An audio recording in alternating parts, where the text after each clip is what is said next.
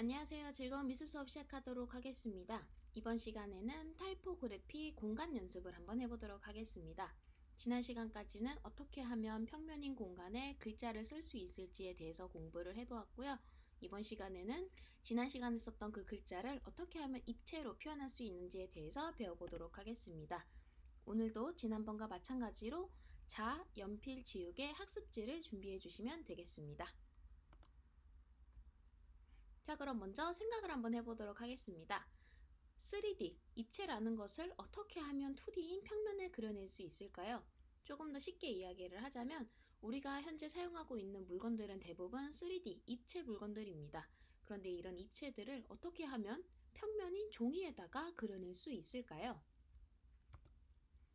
자, 먼저 3D와 2D의 차이점에 대해서 한번 생각을 해보도록 하겠습니다. 자, 먼저 2D, 평면이라고 하는 것은요, 약간 수학적으로 설명을 하자면 가로와 세로로 이루어진 것을 의미합니다. 가로선과 세로선으로 이루어진 어떤 면, 어떤 도형 이런 것들을 평면이라고 하는데요. 그렇다면 3D는 무엇일까요? 이 2D에서 조금 더 발전된 것을 3D라고 합니다. 3D 같은 경우에는 가로, 세로, 그리고 더 나아가서 높이 혹은 깊이가 있는 것을 3D라고 이야기를 합니다. 지금 여기 아랫부분, 여기를 가로라고 한번 해봅시다. 그 다음에 이렇게 네모난 형태가 누워있는 형태라고 생각을 한번 해볼게요. 그러면 여기가 가로, 그 다음에 누워있는 네모니까 여기가 세로가 될 겁니다. 그러면 이렇게 가로, 세로로 이렇게 되어 있는 이런 평면인 경우에는 이렇게 위로, 높이라는 것을 하나 세워주면 입체가 될 수가 있습니다. 다른 방법으로 한번 생각을 해볼게요. 이번에는 똑같이 여기가 가로예요. 그런데 이번엔 세로가 여기에 있습니다. 높이를 그냥 세로라고 한번 불러볼게요. 이번에는 이 평면이 이런 형태대로, 이 왼쪽에 있는 형태대로 이렇게 바닥에 누워있는 게 아니라 앞으로 이렇게 서 있는 형태라고 한번 해볼게요. 그러면 여기가 가로, 그 다음 여기가 세로가 되는데요. 이렇게 가로, 세로로 되어 있는 이런 평면 같은 경우에는 이렇게 뒤쪽으로 깊이라는 것을 그려주어야지야만 입체가 될 수 있습니다. 그러니까 가로와 세로로 이루어진 이런 평면에서 깊이 혹은 높이를 더하면 입체가 된다는 이야기입니다. 자, 다시 한번 여러분들이 정리 한번 해보세요. 3D, 그러니까 입체를 2D에다가 어떻게 하면 그릴 수가 있을까요? 네, 아까 얘기한 대로 깊이와 높이를 그려주면 3D로 그릴 수가 있게 됩니다. 그러니까 처음에는 평면을 그려요.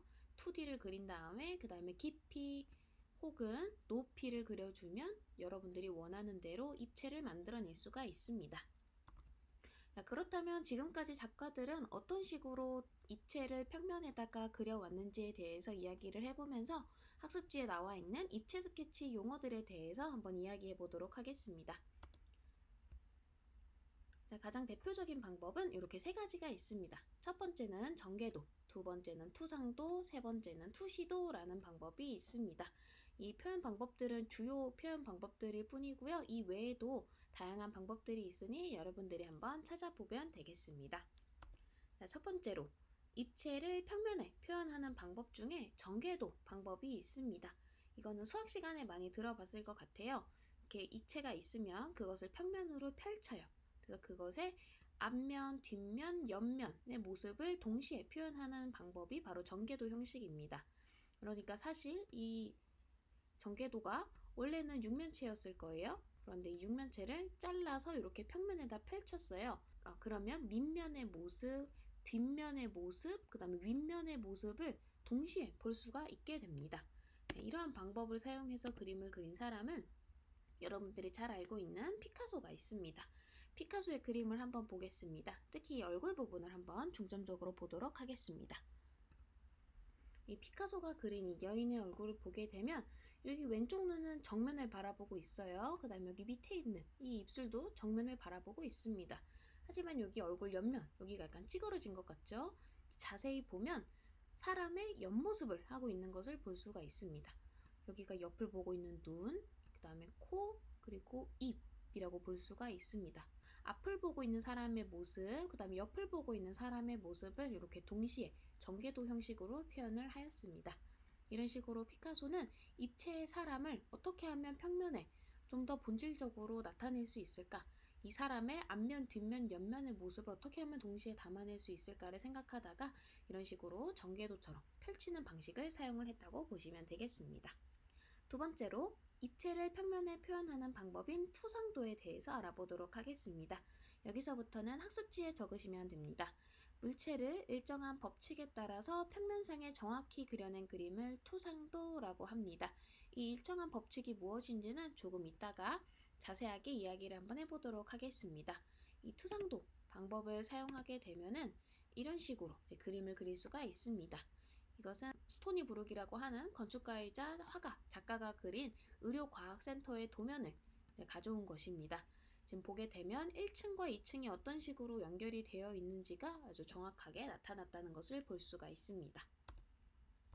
혹은 학생 여러분들 중에 CAD를 사용하는 학생들이 있다면 이 투상도에 대해서 꼭 알고 있어야만 합니다. 여러분들이 나중에 3D 프린팅을 하거나 아니면 어떤 물체를 만들게 될 때 이렇게 내가 실제로 어떤 물체를 만들 것이다 라는 것을 이렇게 정확하게 그림으로 입체로 표현을 한 다음에 이렇게 수치를 정확하게 기입을 해서 이것이 실제로 만들어질 수 있는 물체인 건지 이게 만들어졌을 때 어떤 모양을 띠고 있는지를 이렇게 정확하게 그려낼 수가 있게 됩니다. 이런 것을 위해서 우리가 투상도를 배우는 것입니다. 세 번째로는 투시도입니다. 아까 전에 봤던 이 투상도 같은 경우에는요, 사실은 공업 혹은 디자인 계열 쪽에서 많이 사용하는 방법이고요. 회화 같은 경우에는 이 투시도법을 많이 사용을 합니다. 물체를 소실점에 의해서 멀어지는 것처럼 그린 그림을 바로 투시도법을 사용한 그림이다 라고 합니다. 여기서 얘기하는 소실점이라고 하는 것은 여기 화면에 보이는 이 빨간 점들을 의미합니다. 수평선상에 있는 어떤 그 수많은 점들 중에서 하나를 임의로 선택을 한 것인데요. 이 소실점을 사용해서 그림을 그리게 되면 수평선을 향해서 점점 멀어질수록 이 물체의 너비가 이렇게 뒤로 갈수록 점점 좁아지는 것을 알 수가 있습니다. 이렇게 그려놓으면 되게 어색할 것 같은데요. 실제로 이 투시도를 사용한 그림을 한번 보도록 하겠습니다. 자, 여기서 지금 어디에 투시도가 사용이 되었을까요? 네, 이 그림에서 보게 되면은 여기 뒤쪽에 있는 이 건물에 투시도법이 사용되어 있습니다. 뒤로 갈수록 건물의 층수가 점점 낮아지는 것처럼 이렇게 보이는데요. 사실 실제 건물이 이런 식으로 생겼다면은 굉장한 과학적인 기술이 들어갔을 거예요. 여기 앞에 있는 층은 뭐 만약에 30층이다 하면은 뒤로 갈수록 한 층씩 없애서 지금 1층짜리를 만들어낸 것이거든요. 그래서 앞에는 30층, 뒤에는 1층 이런 식으로 아마 건물을 지으려면은 굉장한 기술이 필요할 거예요. 하지만 우리는 이것이 앞에는 30층이고 뒤에는 1층인 건물이다 라고 생각하지는 않을 거예요. 그냥 보게 되면 그냥 건물이 이렇게 그려져 있구나 라고 여러분들이 자연스럽게 아마 생각을 할 것입니다. 과학적인 방법에 의해서 그려진 것이기 때문에 어색해 보이지 않는 거고요. 실제로 우리가 먼 곳을 바라볼 때 앞에 있는 것은 크게 보이고 뒤에 있는 것은 좀 작게 우리 눈에도 그렇게 보입니다. 이 방법을 가지고 와서 이제 그림을 그린 것을 투시도라고 하는데요. 투시도에 대한 자세한 설명은 다음 시간에 해보도록 하겠습니다. 그래서 오늘은 투상도에 대해서 한번 알아보도록 하겠습니다. 투상도의 종류는 사실 엄청나게 많습니다. 그 중에서 우리가 간략하게 배워볼 수 있는 사투상도와 등각투상도 이 두 가지에 대해서만 한번 알아보도록 하겠습니다. 첫 번째로 사투상도입니다. 여기에서 얘기하는 이 사라는 것은 사선을 의미하고요.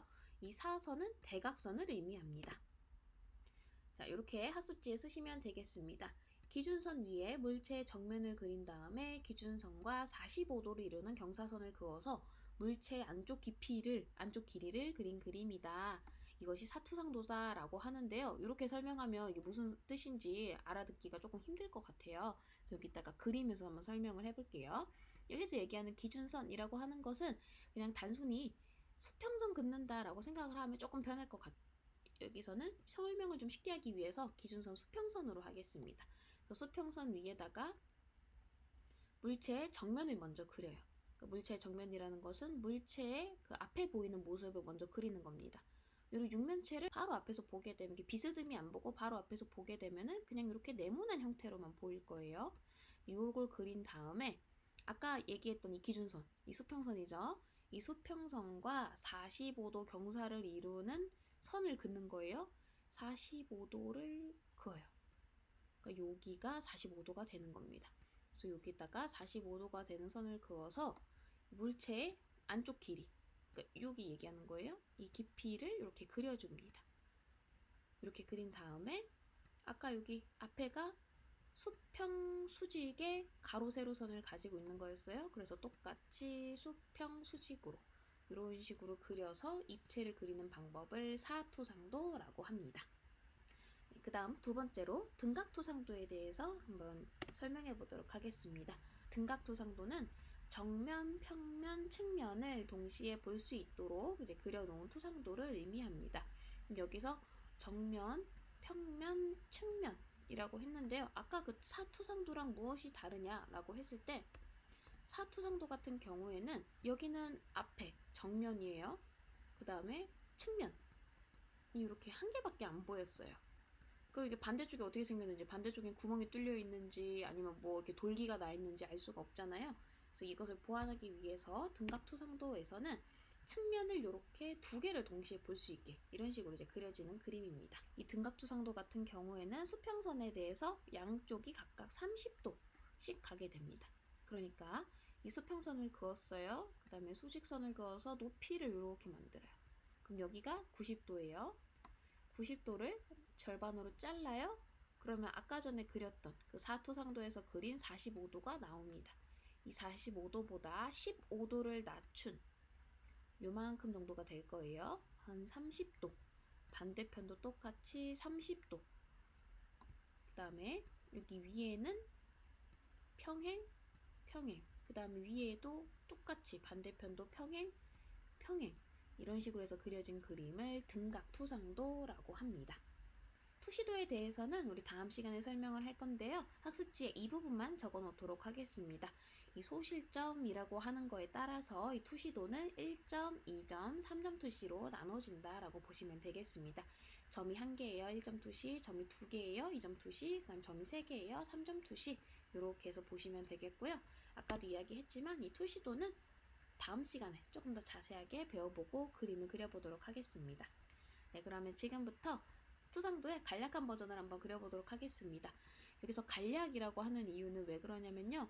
각도기 없이는 사실 정확한 각도를 재기 어렵지만 아까 그 사투상도 그리고 등각투상도를 보게 되면은 뭐 30도, 그 다음에 45도 뭐 이런 식으로 각도를 재게 되어 있어요. 이 각도를 우리가 정확하게 재지는 않을 거지만 이 정확한 각도보다는 투상도를 어떻게 그리는지 그 순서와 방법을 여러분들이 익히기 위해서 간략한 버전으로 각도기 없이 투상도 한번 그려보도록 하겠습니다. 여러분들이 이 투상도 그리는 방법을 익히게 되면 입체적으로 글자를 쓸 수가 있게 됩니다. 자, 그럼 지금부터 투상도 한번 그려보도록 하겠습니다.